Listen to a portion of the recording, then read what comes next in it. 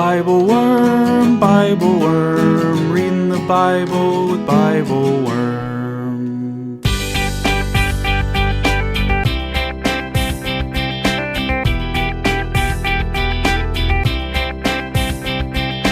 Welcome to BibleWorm, getting to the core of the biblical text.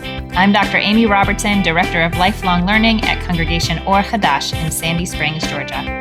And I'm Dr. Robert Williamson, Professor of Religious Studies at Hendrix College and the founding pastor of Mercy Community Church in Little Rock. We're here every week to discuss the biblical text, both as biblical scholars and as people of faith, one Jewish and one Christian. This week we read Acts chapter 16, verses 16 through 40, the story of Paul and Silas being thrown into prison in Phillipi. It is a rich and complex story about power and faith and imprisonment and freedom, and it raises the ever-present question: how do we overturn harmful systems of power while also protecting the vulnerable people who are bound up in those systems? We are amazed at the transformation that happens while Paul and Silas are in prison, where they sing and the others listen, where nobody bothers to run away once the shackles that bind their bodies are opened. And we are only more amazed at the care that Paul and Silas have taken to protect the prison guard. But there is someone else in this story whose fate they seem to overlook, whose story seems primarily to set up the main story. So we wonder, whatever happened to the slave girl? Thanks for listening.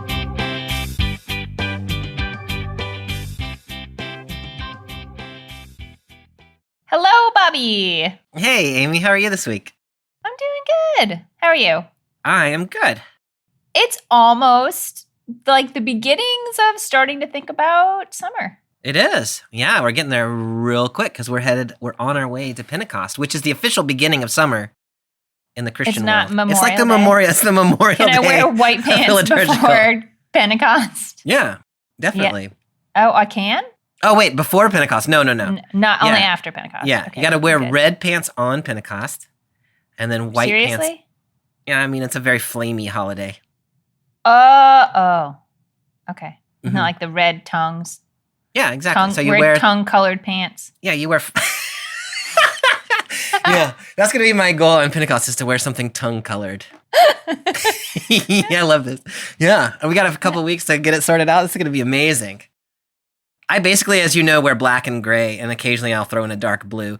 My students once told me that they said, Dr. Williamson, you dress in the colors of a thunderstorm. And I was like, that is pretty much true. Black, gray. Occasionally I'll wear sort of a lightish blue, like the sky after a thunderstorm. Wow. But I don't wear tongue color ever. Ever. Like hardly ever. Once a year. Yeah. On Pentecost. I don't even know that I normally do it on Pentecost, but this year that is going to be my goal. I'm really glad that this is the way that our conversation has gone, because the people want to know They do. about this. They do. You Yeah. have to please post a picture. Yeah.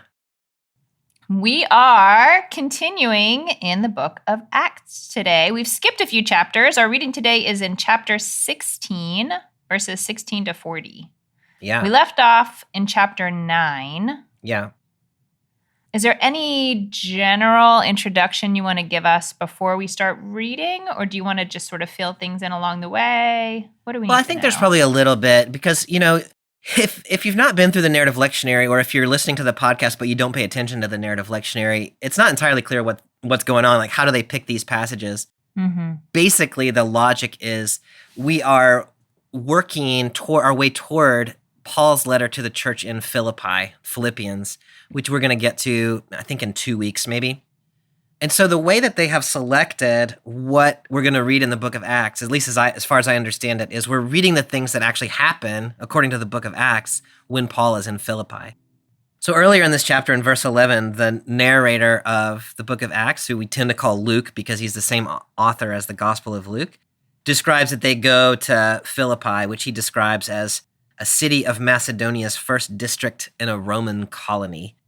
And so this is the setting of this text, and we're sort of getting to know the church, how it got founded, and some of the players, the church in Philippi. So just from that little introduction, you get Philippi is in Greece, in Macedonia. It is a major city. It is a Roman city. Do I remember correctly, or am I making this up that you spent some time there? I did. It's so funny when you said it's in Greece, it's in Macedonia. I spent a semester in northern Greece, and at the time there was, we'll just call it a friendly disagreement between some of the Balkan states and northern Greece about who had the right to use the word Macedonia to describe where they were as Macedonia. And so there were a lot of bumper stickers that said Greece is Macedonia. Yeah. I should say, this is in the ancient world. We are in the Roman province of Macedonia, which is on the Greek peninsula. But I don't actually know all the politics about that. Like, there is actually a country now, Macedonia, but its borders are not the same. Like, I don't know. I don't even know how to get into that conversation. The modern situation is different, as is often the case. Yeah. But I did learn to tell the story of Little Red Riding Hood in Greek. Oh, I remember this. Can you do a little bit of it? There. Yeah. So the Kokinos Kofitsa is Little Red Riding Hood, and she says, "Ine enas likos tin luludia," which means there's a wolf in the flowers. Yeah. Prepina pausto spititis yasmu. I have to go to my grandma's house. That's really all I remember. I love that so much. Yeah, good. This is a fascinating story we're going to read today. Two kind of fascinating stories that kind of merge together. Yeah. That merge together. So I'm excited. I have a lot of questions for you. Should we dive in? Let's dive in. Okay. I am reading from the NRSV. Picking up in verse 16. One day, as we were going to the place of prayer, we met a slave girl who had a spirit of divination and brought her owners a great deal of money by fortune-telling. While she followed Paul and us, she would cry out, "These men are slaves of the Most High God, who proclaim to you a way of salvation." She kept doing this for many days. But Paul, very much annoyed, turned and said to the spirit, "I order you in the name of Jesus Christ to come out of her." And it came out that very hour. Yeah. Okay. It was not immediately obvious to me in that first verse that there was a problem, that there was a problem. Maybe I should have been cued by the word fortune telling. Yeah. I don't know. Is the word spirit, like the spirit of divination that she has, is it capitalized? Like, should I be reading this as like a spirit? When you say capitalized, you're thinking like, has she been possessed, or is she being enacted through some actual some otherworldly being? Something, yeah. Mm-hmm. I think so, yeah. So it's not just that she herself kind of has an orientation toward fortune telling. I think this is trying to say that there is some kind of spiritual, like otherworldly presence that is acting through her in some kind of a way. The word that's used here for the spirit is puthos, which is like where we get the word python, like the snake. Oh. And this relates her in some way or another to the oracle at Delphi, where Apollo was thought to offer sort of oracles about the future through a snake spirit. And so I don't quite know what's going on there. Like, how do we think about what's happening? But there is some kind of connection between this slave girl and divination prophecies that come in other oracles around the Roman world. Maybe I've opened up some things that I don't know how to close. I mean, it's just really interesting. It's just really interesting context to see how, this sort of like budding Christian community interacts with, I don't know if pagan is the right word, but with like other religious beliefs that involve spirits that could come into you and give you divination abilities and things like that. Yeah. So but for your question, I think that's exactly right. We need to think about this as some kind of spiritual being from another realm that is acting in and through this girl in some kind of a way. Mm-hmm. Does it seem to you to like sort of change the story in some kind of material way that she's a slave girl? Yeah. I get. Yeah. Let me just leave the question there. Like, how does that sort of factor into your, I don't know, understanding of what's happening here, or how we should understand her or the scene unfolding? I mean, there's a couple things. One doesn't become clear until we actually read the next little part of this story, where the people, her slave owners, her enslavers, are deriving profit from her. And so, her having this ability given to her by the Spirit is making money for the people who have enslaved her. And so there's a whole economic thing that's going on, which is kind of complicated to sort out because it gives her a different kind of value to them, which one could see as exploitative, but one could also see as it gives her some status. Like there are other ways of being a woman enslaved that are much more horrifying than being a woman who... More dangerous, yeah. Yeah, more dangerous. That's exactly the right word. Than someone who is able to give prophetic oracles. So I don't quite like it's going to be complicated, I think, as we sort this thing out. Yeah. The other thing that's interesting to me about the use of the word slave there is Luke, or the author here, describes her as a slave girl. She describes Paul and Silas as slaves of the Most High. And so you've got these kind of comparison of different sorts of slavery that are being used here. Yeah. Yeah. Let's talk more about what she is calling after them. Yeah. For days on end. Yeah. Yeah. Is there anything wrong with the statement that she's making?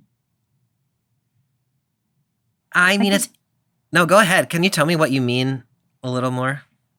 Well, I'm trying to understand, like, it says Paul is really annoyed. Yeah.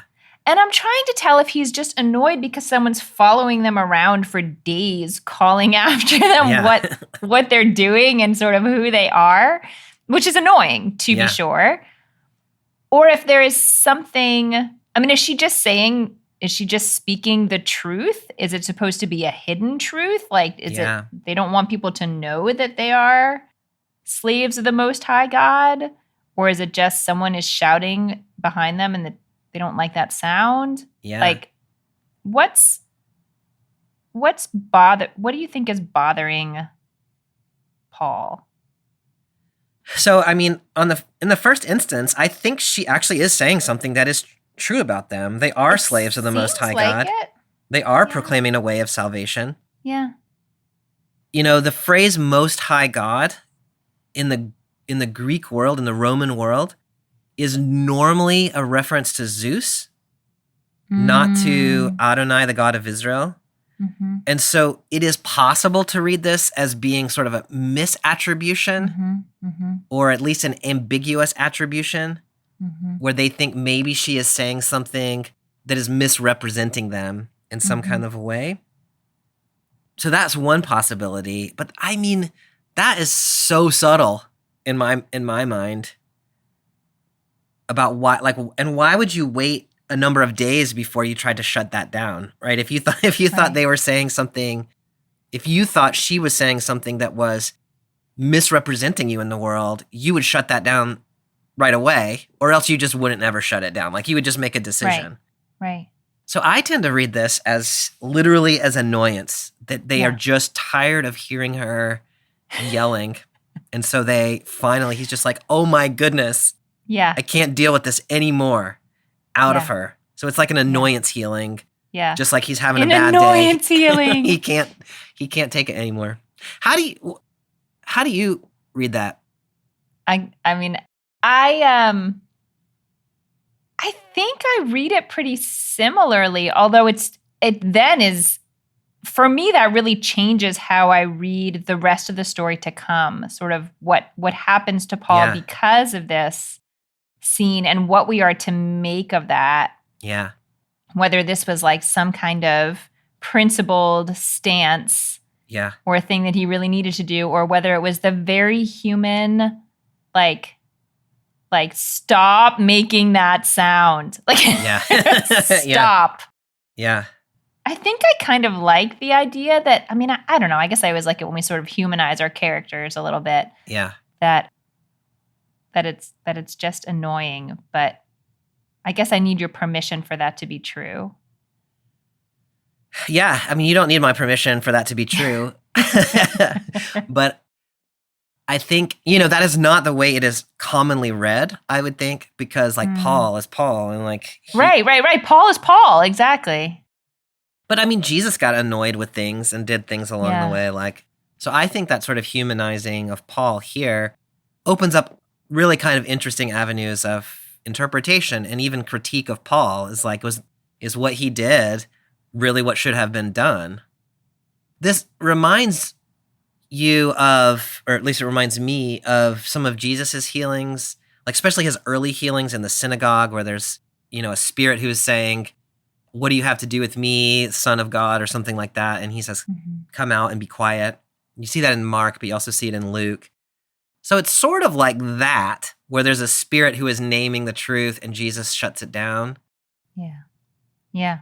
But here you get it going on for a while and then Paul shutting it down. So it's sort of reminding you of a thing Jesus did, but the motivations seem kind of different. And it's not clear to me that she particularly wants to have this spirit kind of removed from her. I don't know. To me, this is more complicated. Yeah. I read a bunch of the commentaries I was reading were all about how Paul frees this woman from this spirit that is enslaving her. And I was like, okay. I mean, he does. But it's not clear. It's not that simple. This is a bad thing that's happening to her. And now Paul has made it good. It is a thing, an ambiguous thing that is happening to her. And Paul has made it ambiguous in a different way. And he's demonstrated his power in the process. But I don't know. I struggle. I struggle with this. Even calling this a healing. I called it an annoyance healing before. I was like, I don't actually know that the word healing is the right word to use there. It's just an annoyance exorcism. Anyway, yeah. It's funny, as I was reading, I totally how you fill in the blanks of what you're expecting to come next. I totally read it as I order you in the name of Jesus Christ to shut up, or, to stop doing that. Yeah. Yeah. I mean, and you could imagine that maybe he could have done that, right? He could have shut down the spirit. But anyway. You mentioned earlier this sort of parallel between it really front loads the fact that this girl is a slave. Yeah. And then her language about Paul and the folks he's with, or that they are slaves to God. And, we just are coming out of the Passover season. And so that makes me think of the Exodus from Egypt, where the Israelites are slaves to Pharaoh, who are brought out of slavery not to be free, but to be servants of God instead of servants of Pharaoh. At least, that's the way it's described in the text. Doesn't mean there's not freedom in there, but the point is not that now you can do anything you want. It's that you are now serving serving where you should be serving and not this worldly source. Is there anything else you want to, do you think it's we just sort of note that those sort of two levels of slavedom here with a possible parallel to the conversation that's happening in Exodus? Or is there anything else you want to draw out about that? I mean, I feel myself very much pushing forward into the ending of this story. I think what you're saying is right on point. She is a slave to this spirit. She is a slave to her actual enslavers. So she herself embodies two different ways of being enslaved. And then Paul and Silas also are being called slaves of the God of Israel. And so everybody in this text is a slave. This sort of issue about to whom are you enslaved? And, the language is difficult, especially in a modern context. Yeah. But I think that's the right conversation to be in. I think it will maybe make more sense once we've moved ahead Move forward a little bit. Okay, good. Then I'm picking up in verse 19. But when her owners saw that their hope of making money was gone, they seized Paul and Silas and dragged them into the marketplace before the authorities. When they had brought them before the magistrates, they said, "These men are disturbing our city. They are Jews and are advocating customs that are not lawful for us as Romans to adopt or observe." The crowd joined in attacking them, and the magistrates had them stripped of their clothing and ordered them to be beaten with rods. After they had given them a severe flogging, they threw them into prison and ordered the jailer to keep them securely. Following these instructions, he put them in the innermost cell, and fastened their feet in the stocks. Some big ramifications for that annoyance Yeah, for real. moment Yeah. for Paul. The first thing, the first question that sort of jumps out to me here, I'm not sure if it should be first, but it was in verse 20, this accusation against Paul and Silas.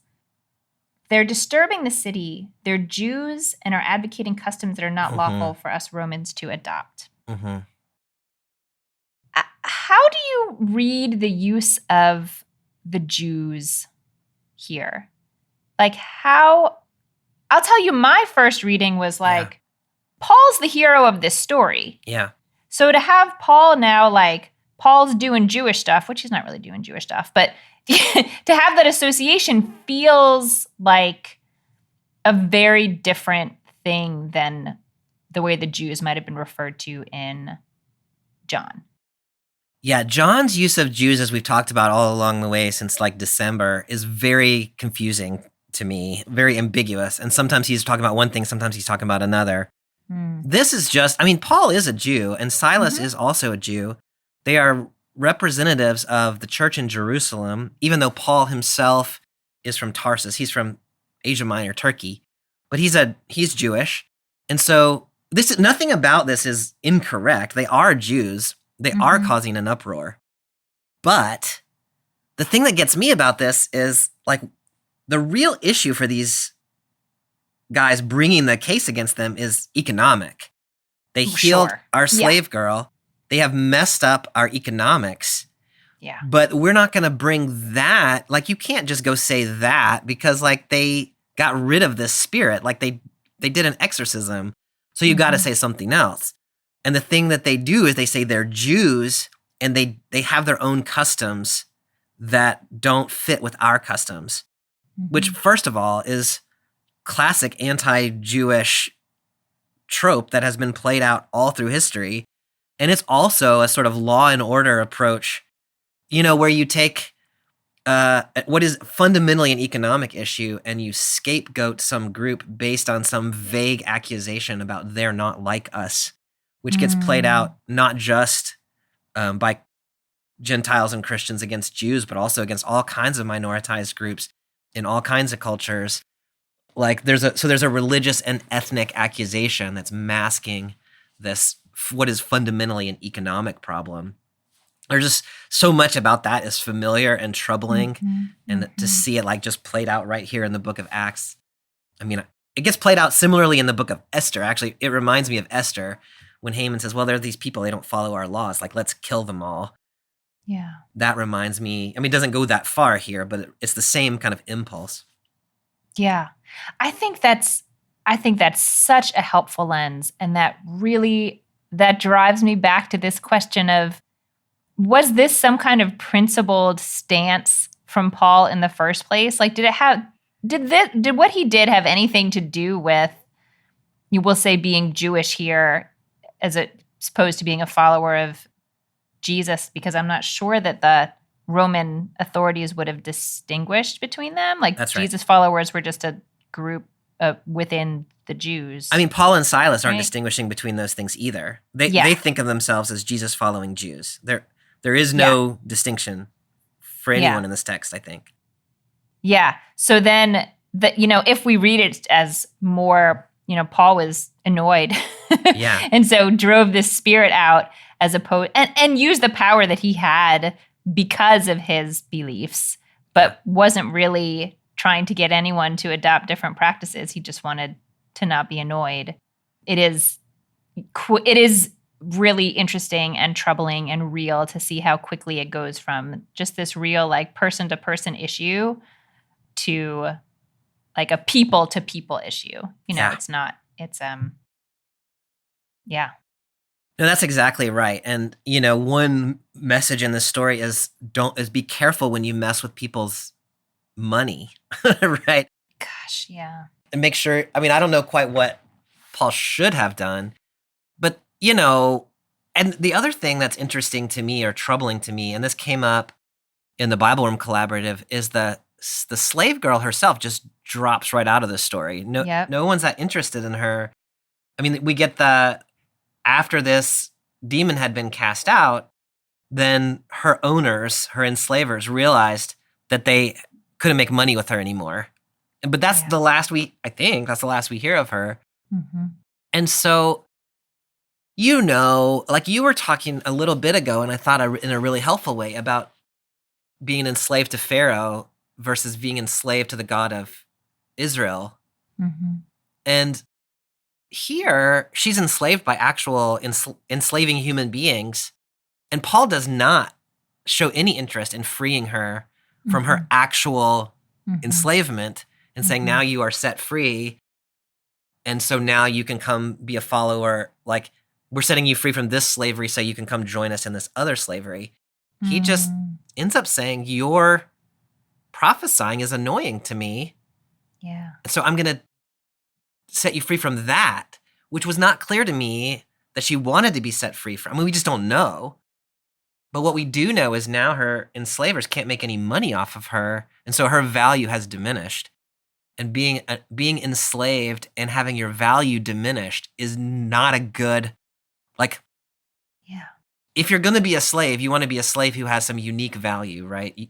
You don't want to be, you either want to be set free or you want to have some value.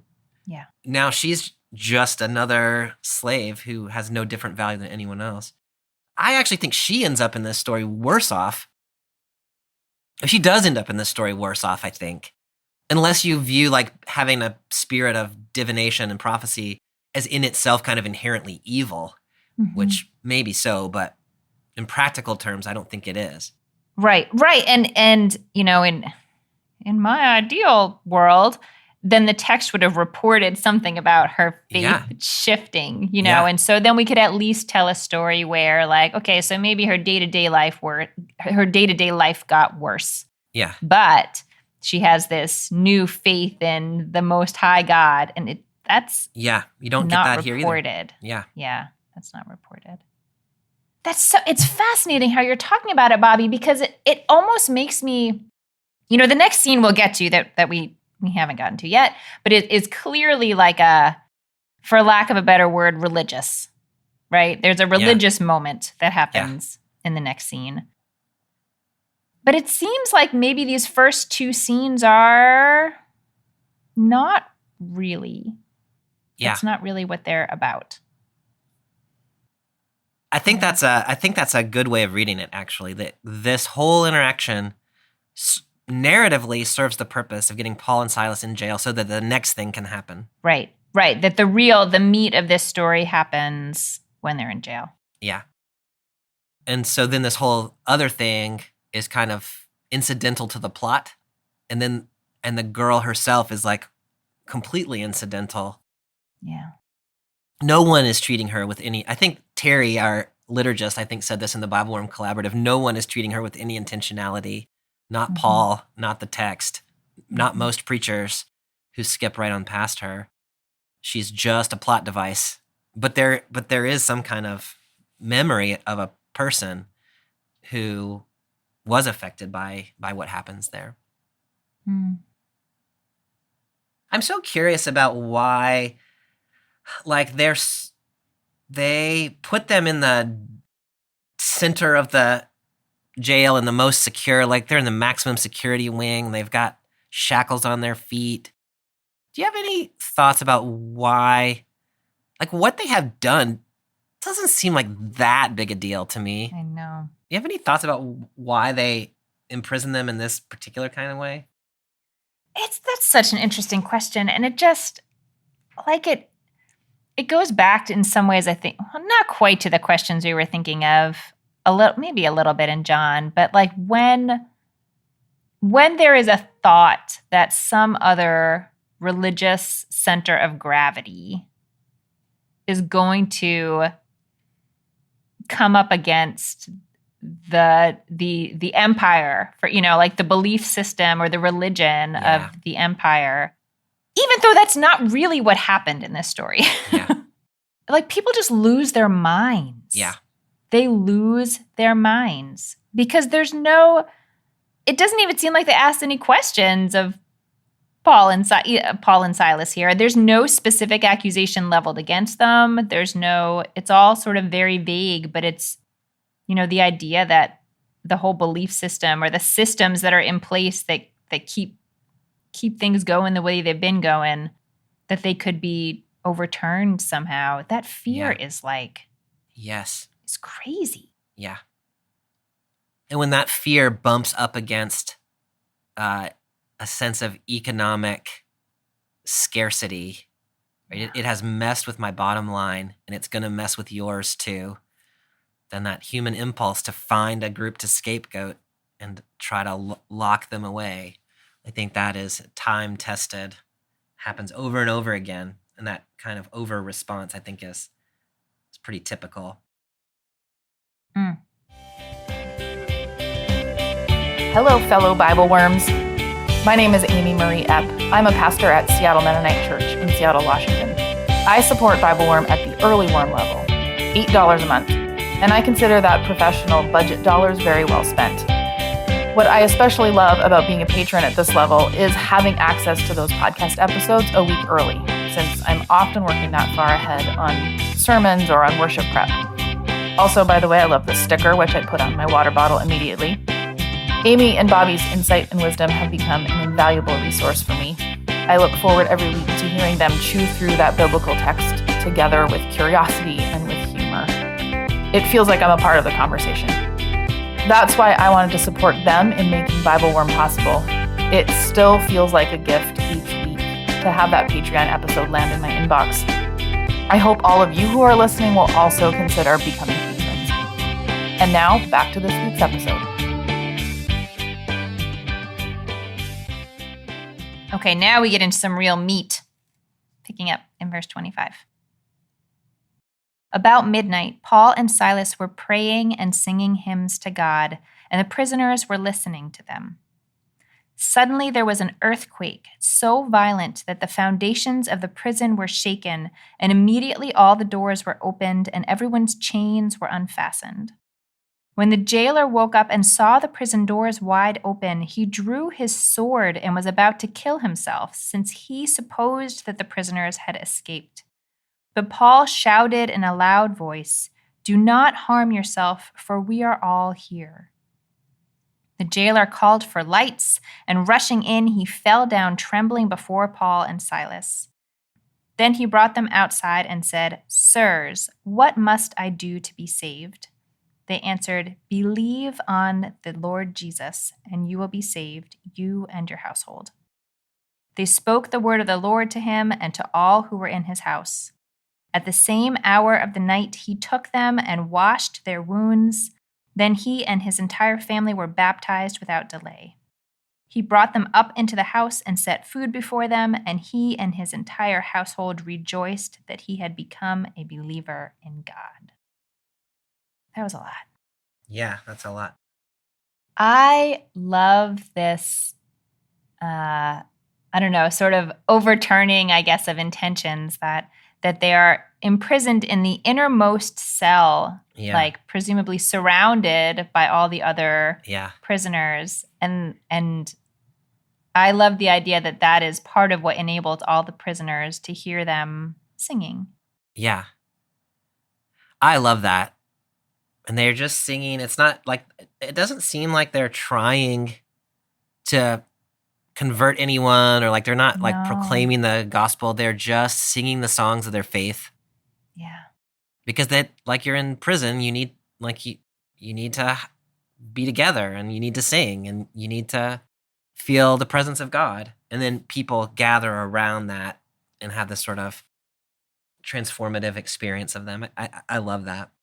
There's this, going back again to the Passover story, the first line of Exodus 15, which is that song of the sea, that is the song that's sung is they're actually walking through the Red Sea as it's parting. Well, maybe I shouldn't say that, because what I'm about to say. So the Hebrew's a little funny. It has future tenses for the verb to sing, like I will sing to God.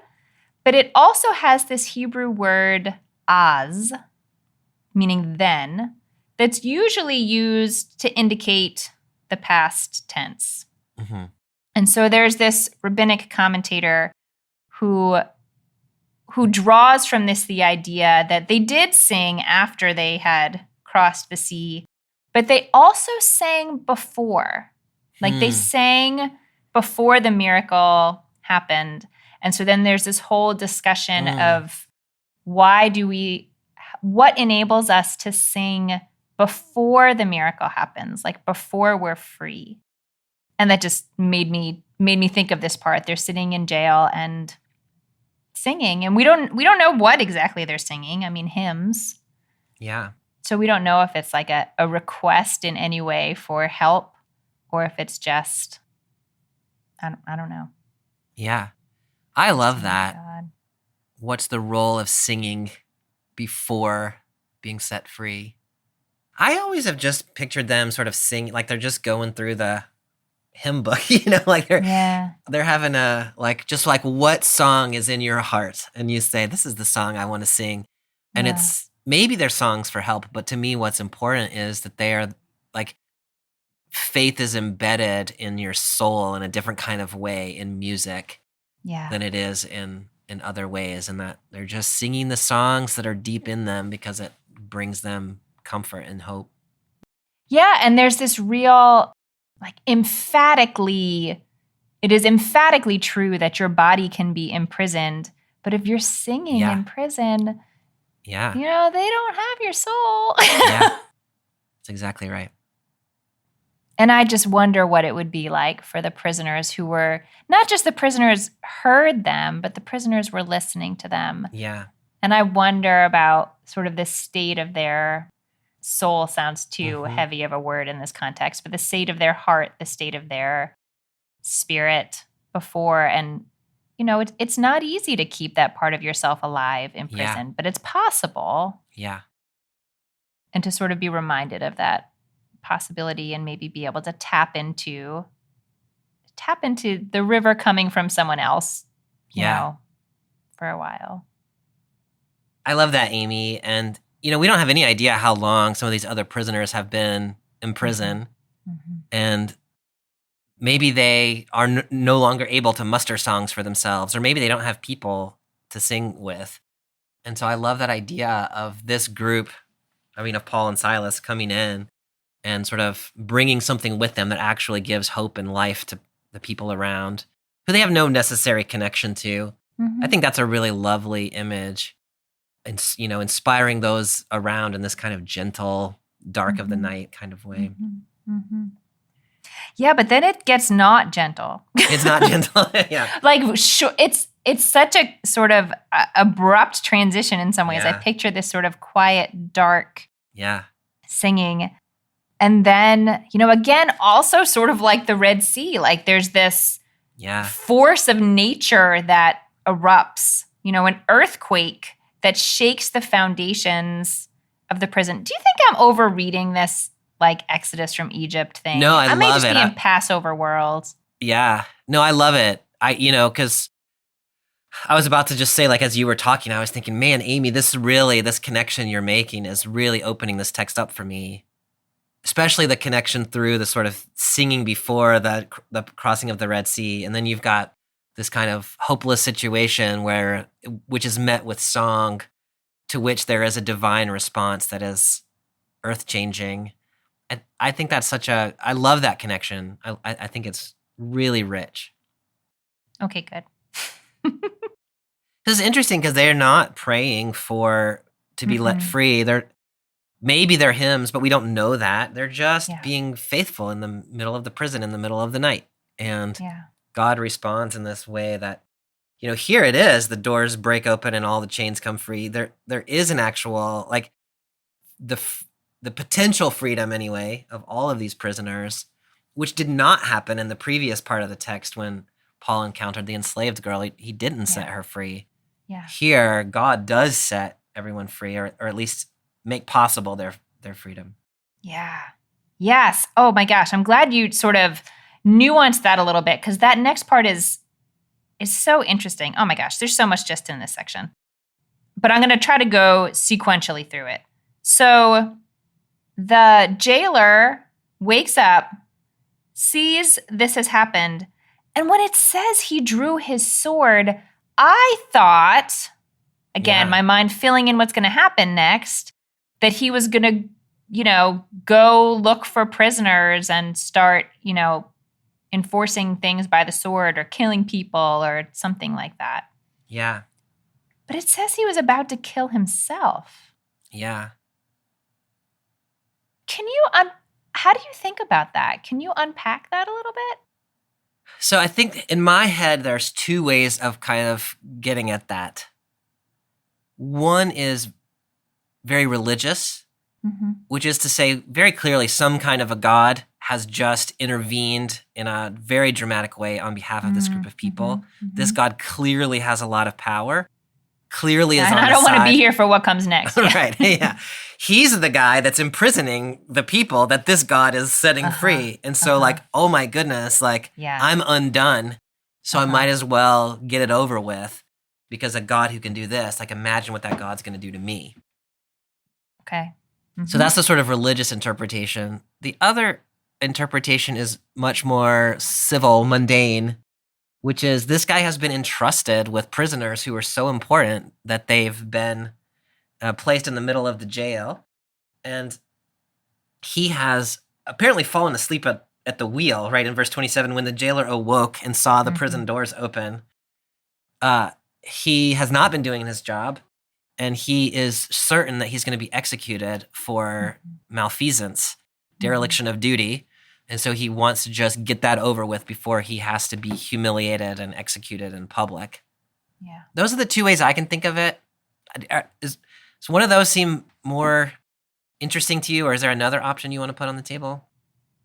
So the other possibility that I imagined, and this is really like the sort of slow reveal reading. Yeah. I read really slowly, was that he sort of wakes up and he draws his sword about to kill himself. And my first thought, I guess, was that maybe he's afraid that all the prisoners are still there, but now available, able to attack him. Although I guess it says then he was afraid they had escaped. So the text resolves that issue. It does, but I kind of like that. And I kind of like what that opens up by way of saying he has been imprisoning them, so he assumes that they're going to act violently toward him. I'm not sure that's really in the text, but I think that's an interesting way. He's assuming that they're going to take retribution on him. Because he's in a weird position. It's funny to think about it this way because he's in a weird position. This has happened. He could be afraid that he's going to be killed by God. He could be afraid he's going to be killed by the government authority over him. Yep. He could be afraid that he's going to be killed by the people who he has had authority over. Yeah. This whole system has been built in a way to pit people against each other. Yeah. And as soon as the structure of the system has fallen apart, it's you can imagine this melee. Yeah. So yeah, I guess that makes sense to me then that his response could just be there's no way to fix this. Yeah. There's no way to fix this. I love that so much, Amy, because what you're pointing out is the ambiguity of this guy's position. He has a position that is imbued with authority, but it's not really, the guy needs a job. That's kind of the way I read him.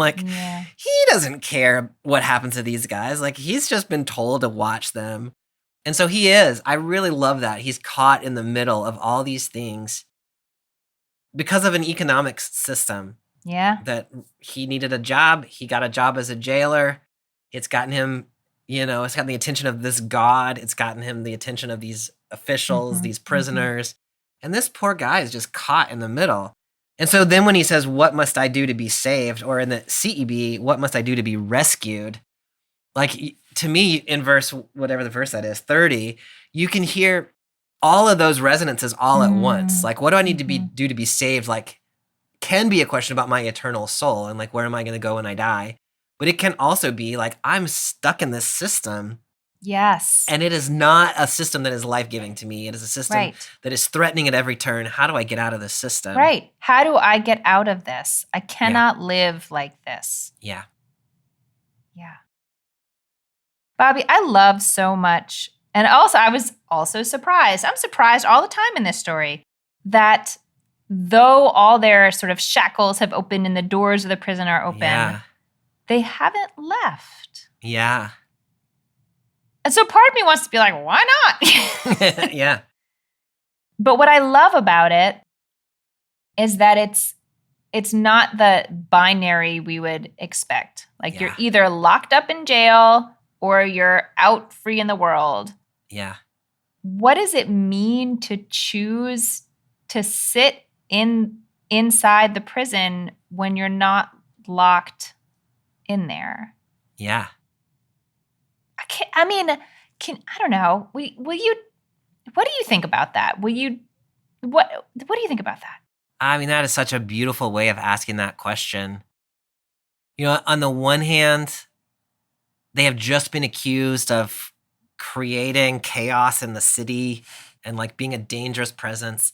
And they are so not dangerous that when the jail breaks open, they just don't run away. Like, look how little threat we are to you. Little street smarts, yeah. Yeah. So to me, that's part of it. Another kind of a theological way of getting at it is, look, your prisons actually have no power. The God that we are singing to is way more powerful than you. And so you can lock us up. Like, it's fine. Like what you were saying before, if you're singing hymns, they can imprison your body, but they can't imprison your soul. Like, this is kind of, now they can't actually imprison your body either. You're just sort of letting them, like they're just able to do it, but it doesn't have any real significance.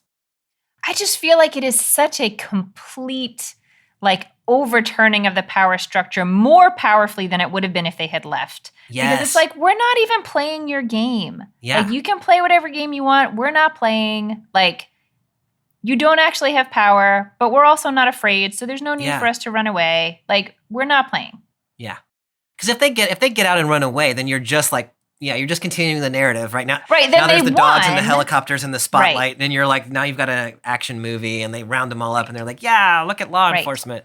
Right. Which is a little bit what does happen in the Exodus story. Like, there is this, like, battle between God and Pharaoh, and God triumphs, but there definitely is a, like, competitive thing happening. There's a lot of one-upsmanship in that story. Yeah.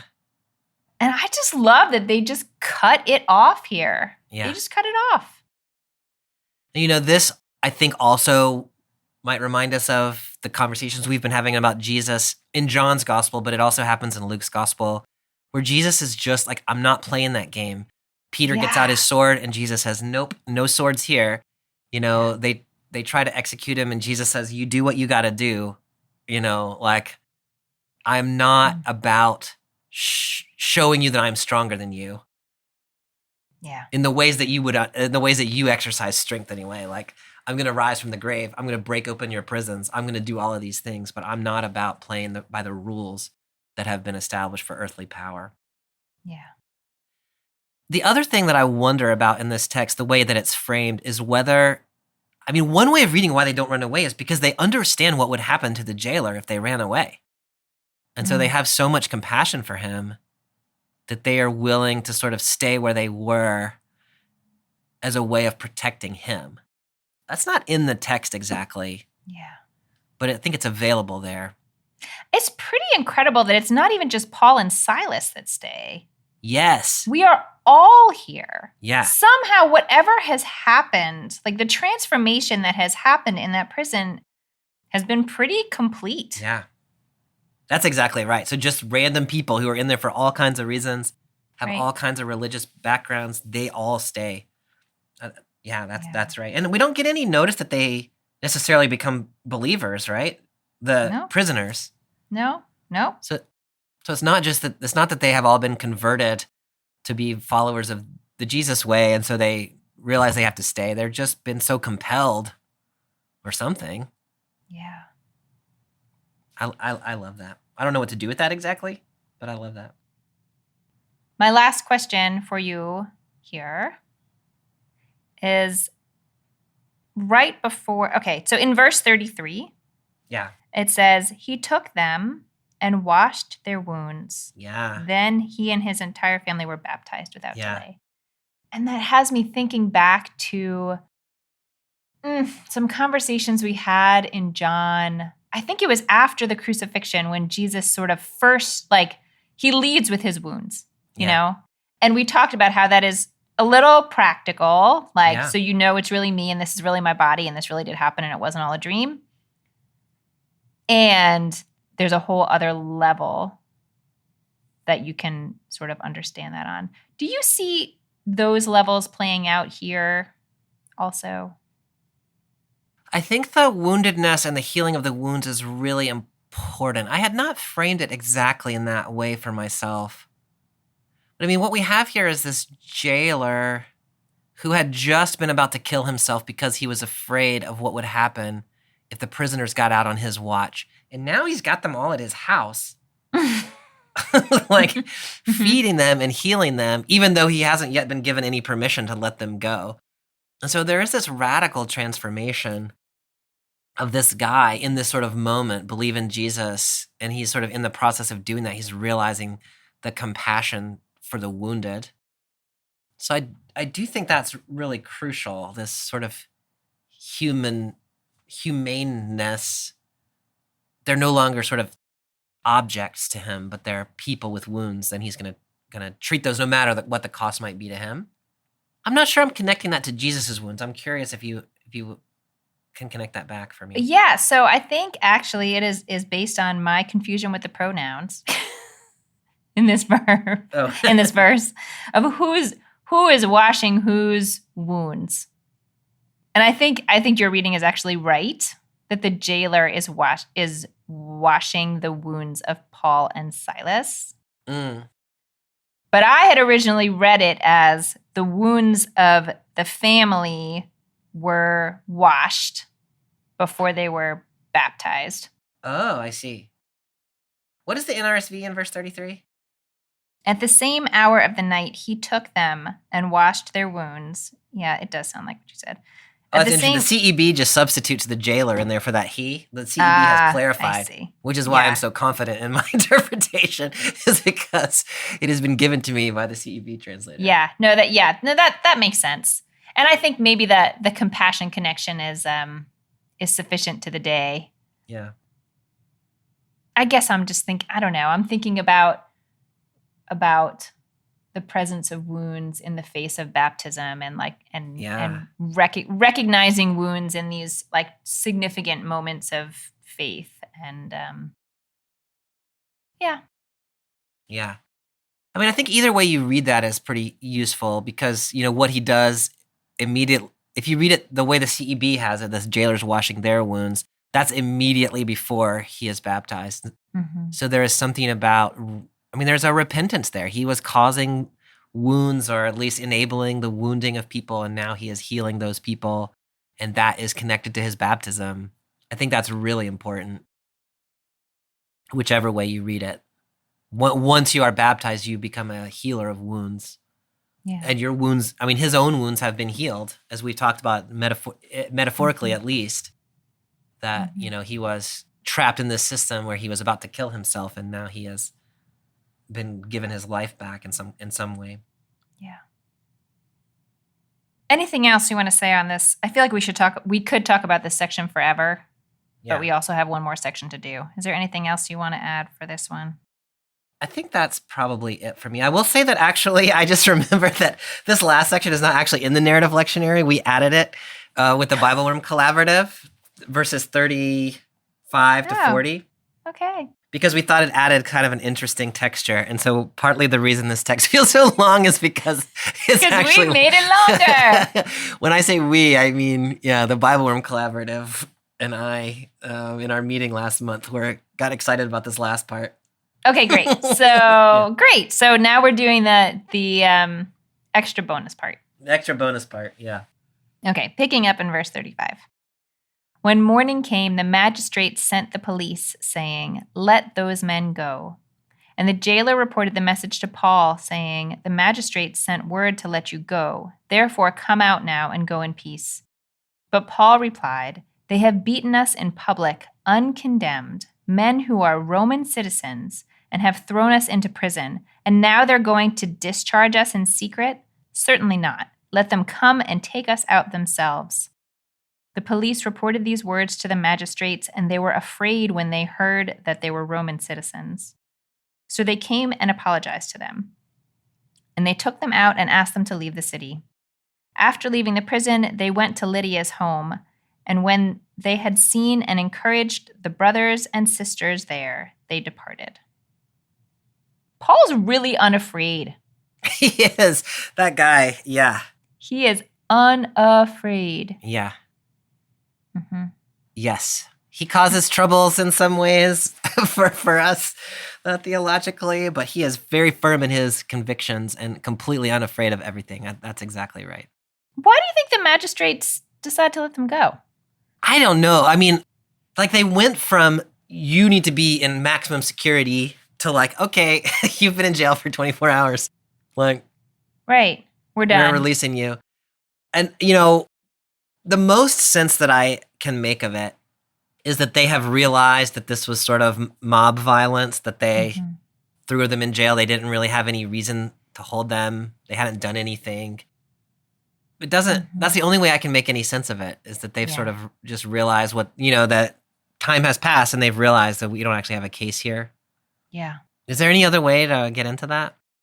I mean, the only other way I can think about it, which is very similar to yours, was that was really all theater from the beginning. Yeah. Sort of exactly as Paul's accusation is. Yeah. You know, you did this big public thing. Oh, you know, you're in this super most secure thing. We got the guys, whatever.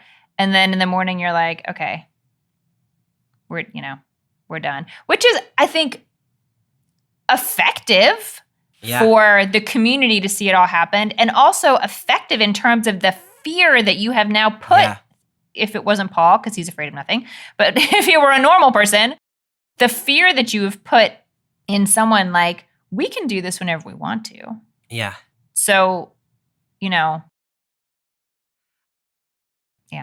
I think that's exactly right, Amy. I think that's exactly right. And so then this explains why Paul and Silas make them apologize publicly and walk them out, is because it undoes that whole thing. And then by the end of the story in 39, they're begging them to leave. So they've gone from like, "Wow, we can do this to you anytime we want because we're powerful." And now at the end, they're like, "Oh my goodness, please go away. Like, get out of here." And so the power dynamics have completely flipped. I like that as a not as a realization that what they have done was over the top, but in fact, from the beginning, they knew, and it was all theater. I think that is such a nice interpretation. I love that. Are they really Roman citizens? Yeah. Oh, they are? Paul is a Roman Roman citizen. I totally was like, Paul's just saying stuff now. No, that's one of the things about Paul. He's from Tarsus. He's a Roman citizen. He says that in his own letters. Silas apparently as well. So yes, and it is so interesting to me the way they use that information, because they could have said that way back when they were like, these are Jews and they're doing Jew stuff and they're dangerous. They could have said, well, but we're Roman citizens, but they didn't. They waited until this whole thing played out, and then they were like, by the way, I mean, that's so, I don't know quite what to do, because part of me is a little bit like, okay, they have privilege. And so their privilege helps them there at the end. But they were really, really strategic in how they exercised their privilege. Because if they'd done it at the beginning, they would have just, saved themselves a night of trouble. But because they did it at the end, they embarrassed the political authorities and kind of undermined the civil authority and said like, hey, y'all really shouldn't be shaking people down like this. Yeah.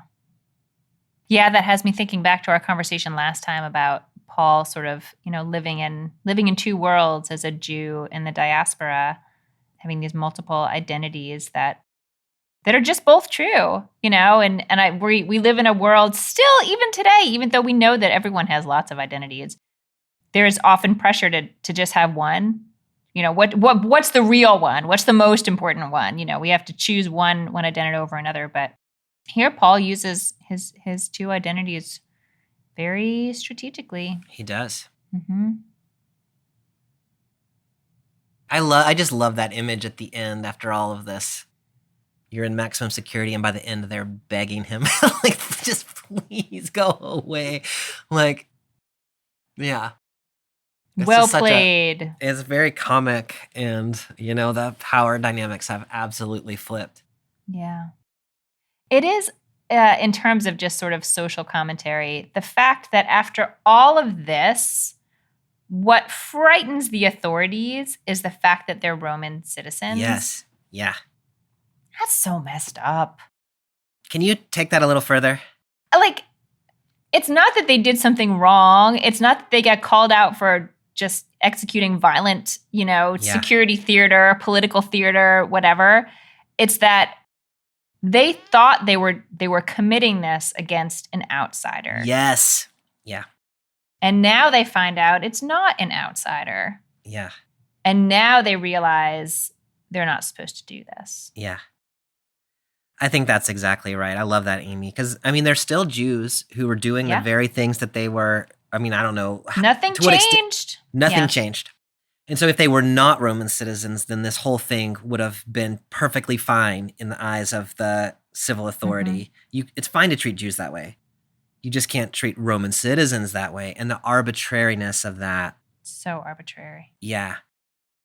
One of the things I love, so the fact that Paul holds back the information about his privileged status kind of exposes that reality. Mm-hmm. He doesn't use it exactly to get him off the hook. He uses it to put the authorities in Philippi on the hook, just to show, like, this is messed up, y'all.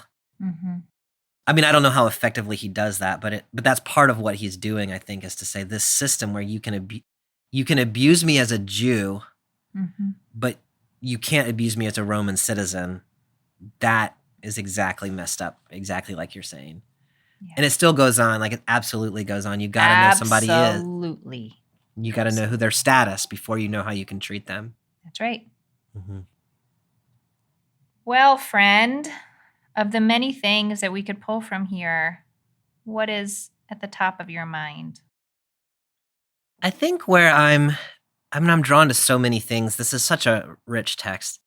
One of the things that is really drawing me is the way that Paul and Silas treat the jailer.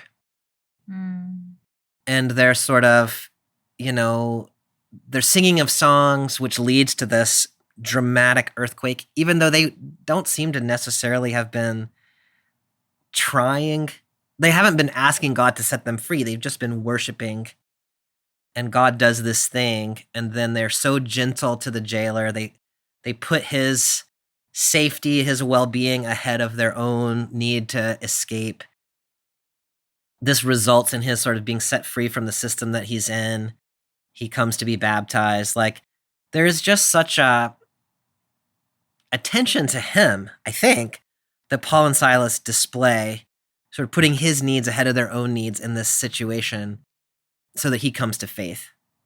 I think there's something so lovely about that. Some of it seems intentional, like not running away. Some of it seems purely happenstance, like singing songs in prison.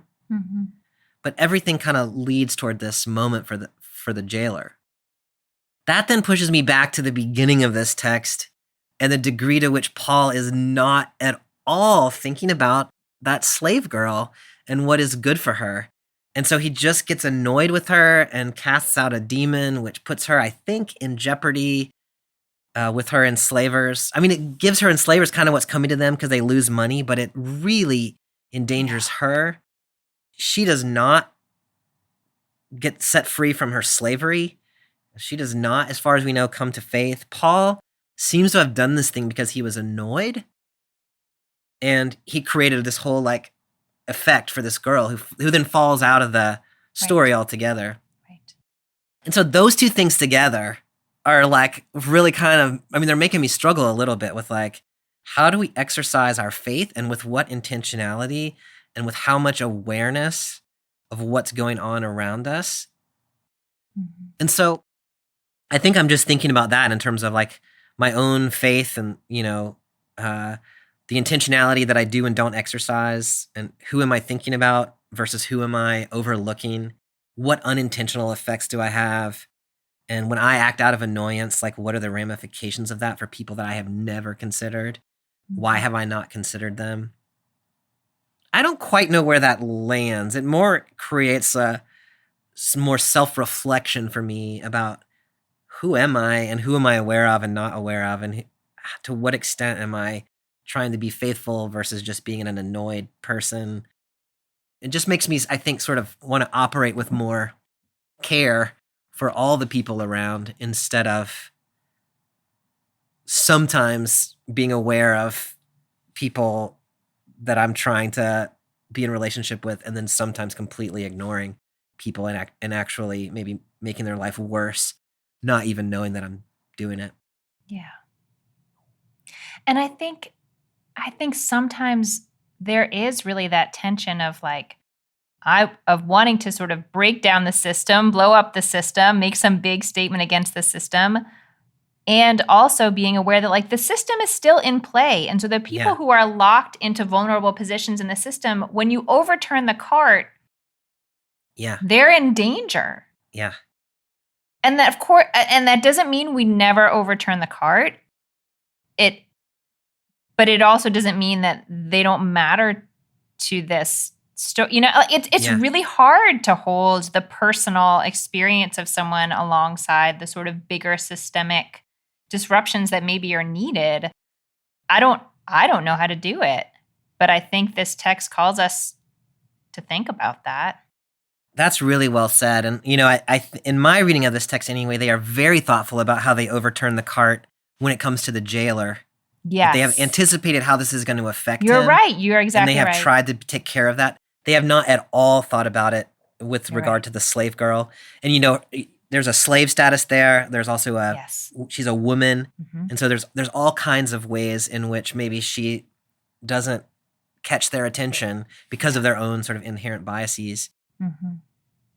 And so here you see, I like that. You see it both ways in this one text, carefully overturning the cart with an exit strategy and carelessly overturning the cart without any thought about the people that might get hurt. Yeah. That's really nice. Yeah. Where does this text take your thoughts? I think I'm still sort of stuck on the role of singing in the jail. There are there's a lot of Jewish teaching about the role of song in the life of faith, and one thing that's sort of on my mind as I read this is the idea that in order to be hopeful in moments of like truly being enslaved or in prison or in danger, it requires a little bit of prophecy. Like you have to be able to really see and believe in a future where in body or mind or spirit or whatever, you are going to be out of this place. Like you have to really be able to see it. But there's also a teaching that you can't prophecy without a little bit of joy. Like if you are too low, you can't. Like the spirit of prophecy won't come to you.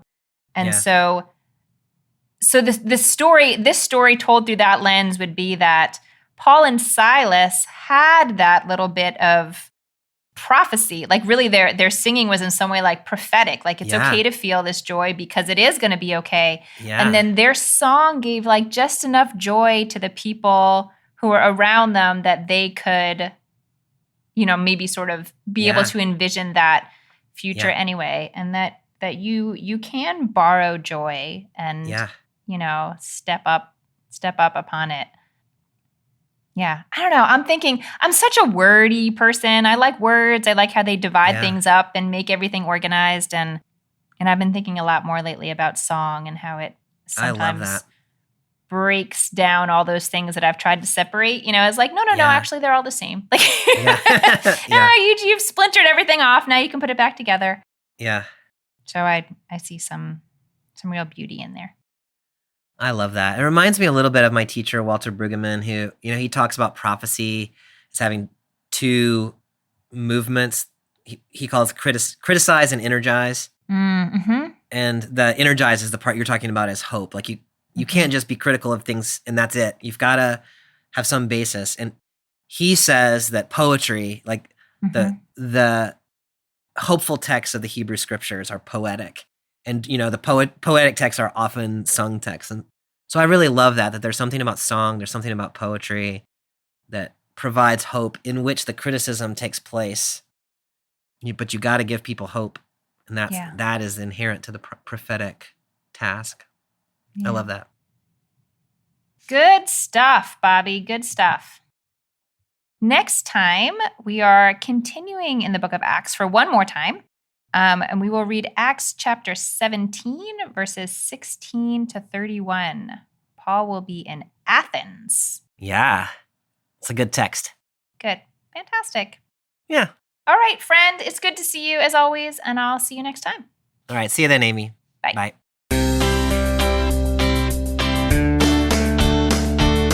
Thanks for joining us for this week's episode of BibleWorm. If you've enjoyed this free podcast, we hope you'll help us keep it going by joining our Patreon for as little as $4 per month. You can also sign up for other goodies like early access, video lectures, weekly liturgies, and more. Visit patreon.com/BibleWorm podcast for details. BibleWorm is produced by Bobby Williamson and edited by Joel and Laura Becker. Our theme song is sung by Colin Bagby. We're grateful to our many supporters for helping us keep the podcast going. A special thank you to our executive producer, Fox Valley Presbyterian Church in Geneva, Illinois, and to our newest supporters, Rachel Maston and Joy Hine. Next time, we'll be reading from Acts chapter 17, verses 16 through 31. Until then, keep on digging.